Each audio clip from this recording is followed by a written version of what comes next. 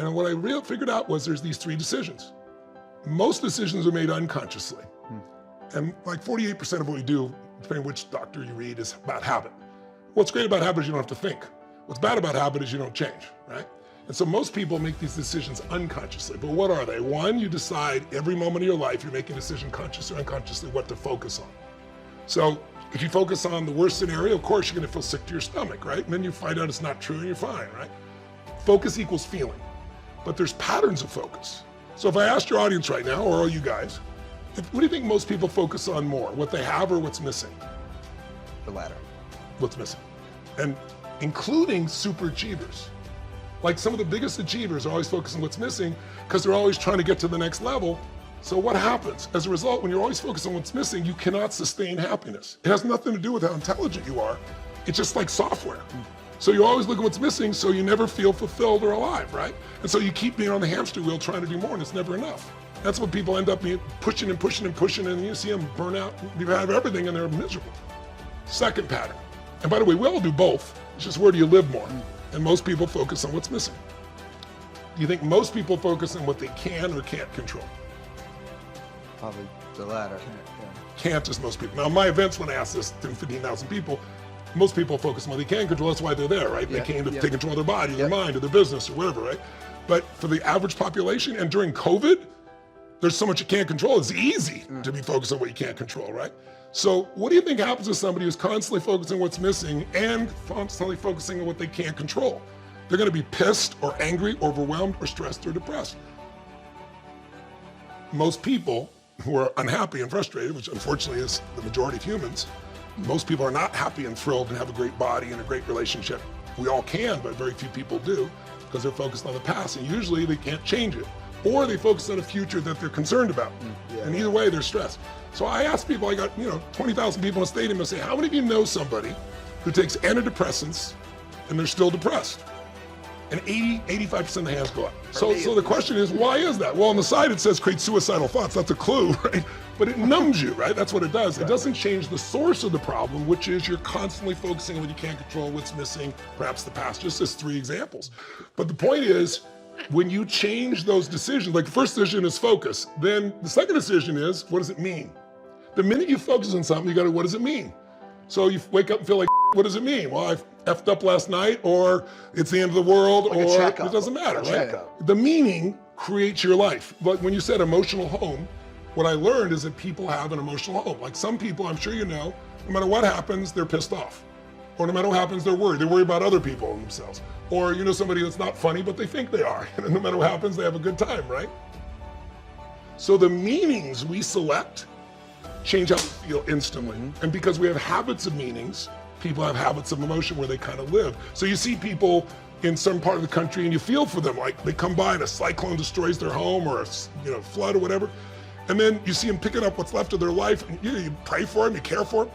And then 3 years later it happens again, and 3 years it happens again, and you go like, why don't they move? You know, because it's what they know. Right. And we have an emotional home that we rarely move from, that we find a way to get back to. But if you change these 3 patterns, what you focus on, what things mean, finding empowering meaning, and then what you do is controlled by how you feel. If you're pissed, you're gonna behave differently than if you're feeling good. So those 3 patterns literally control your life. Most people, those patterns are unconscious, so they keep experiencing life the same way. Anytime you're feeling upset of any sort is the result of the meaning you associate to an expectation. So for example, how many of you have ever had an expectation that didn't get met, but you got over it a lot quicker and you didn't really link it to anybody else? You're just like, well, I'm disappointed, it didn't work out. How many remember a time like that? But other times you've been upset and you stayed upset, and usually it's because you've anchored the upset as the reason you didn't get what you want is someone else. And when you think it's someone else, you tend to stay upset a little longer. Make sense? So we want to move beyond that. So to change your life, to change your communication, what you really got to do is change some of your belief systems about what can create upset in your life. If you can get yourself to love to do the stuff you hate to do, then there's no limit to the success you can have in your life. If you can take the things that you're afraid you'd have to do to succeed in your business or to succeed in your life or to succeed in your relationship, there are things everybody doesn't want to do. And the more focused you are on how you're not going to do that, the more life seems to bring those things up for you and makes them barriers. What human beings can do is amazing. What they will do is usually disappointing. It's not because we're not capable of it. It's because we don't have new actions because we get in certain emotional states that dominate us, like anxiety, like fear of failure, right? Like the fear of the loss of your mother as an example. So if you're in a state of fear, you're gonna behave very differently and get very different results. That's what that means right there. Then if you were in a place of being courageous or bold or warm or connected or playful, any of those. So the most important key to changing your life in any situation is to change results, you gotta change behavior, but to change behavior, you gotta change the emotional state you're in. Now, how do you do that when you don't feel like it, right? Or it feels overwhelming? What you need to do is make a radical change in the way you use what we call your physiology. It's a big word, it just means the way you use your physical body. But if I said to you, there's a depressed person behind curtain number 1 over there, and I'll donate $100,000 to your best charity, your favorite charity, if you could describe what they're like physically. Tell me what's their posture like if they're depressed, you tell me. Slumped over. Slump, where's their head? Where's their head? Down. Down. Are they breathing full or shallow? Shallow.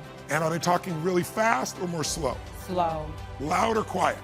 Probably quiet. You're all saying the same thing. How's that possible? Because you've all practiced this crap before, haven't you? No. But here's what you can find. If you take that same person and you change the tempo at which they move, you bring their shoulders back and change their breathing pattern, if they make a faster gesture, if they speak more rapidly, it fires off a different biochemistry in you.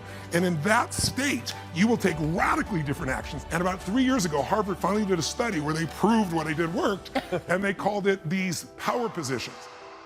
What the science found was that you will absolutely increase your testosterone by 20%, man or woman. You'll drop your cortisol, which as you know is the stress hormone, by 22%, and you're 33% more likely to take action if you wouldn't have before because fear would have stopped you. Yes, I have people move, use their voice, make radical changes in their body. It produces more certainty in you, and that certainty gets you to take different actions. So if you are in a situation, you think of the worst scenario, your mom dying, no, my business goes under, I never achieve at the level I need to, all the things I have anxiety about, the minute you focus on them, you go into those states of fear, and then you behave fearful, and you get lousy results. And when you get lousy results, what does it do to your brain? You go, see, I told you I couldn't do this. It becomes this negative loop. So how do we break out of it? We change our focus by asking better questions. I have this deal with myself called priming. Every day, I say, look, you gotta have 10 minutes for yourself. If you don't have 10 minutes for yourself, you don't have a life. It is, I do this process, and it's 10 minutes, I put some music on, I do this massive change in my breathing, so it radically changes the way I feel, and then I do this 3-step process. First, I do 3 minutes of gratitude, where I think of 3 things I'm really grateful for, and I associate, I don't think of it over there, I feel it. And the reason is, when you're grateful, you can't be worried. You can't be fearful. When you're grateful, you can't be angry. And anger and fear are what screw people up most in their relationships, in their life, in their business. So I wire myself. I was saying to you that most people want to be happy, but their habit is to be worried or pissed off or frustrated or stressed. And so they've got a highway to stress and they got a dirt road to happiness. So I wire myself. I've got a highway to gratitude, which changes all your emotions. And then I do a 3-minute process of kind of a prayer for my family and friends. And then I do a 3-minute process of the top 3 things I want to accomplish. I see it as done, and I feel it. I'm done in 10 minutes. So sometimes I go 20. So if we change the state you're in, just by changing our focus or the way we use our bodies strongly. Now, if you say, I'm gonna change my body, like I have people do firewalks sometimes or skydiving, and you go, they're scared, and they go, Mr. Robbins said that I should change my physiology, okay? Oh shoot, it didn't work. It's gotta be a radical change, right? Here's my question for all of you. If you focus on what you want, life has probabilities, there's no guarantees, but you increase them when you change your state. And that's really what this is all about.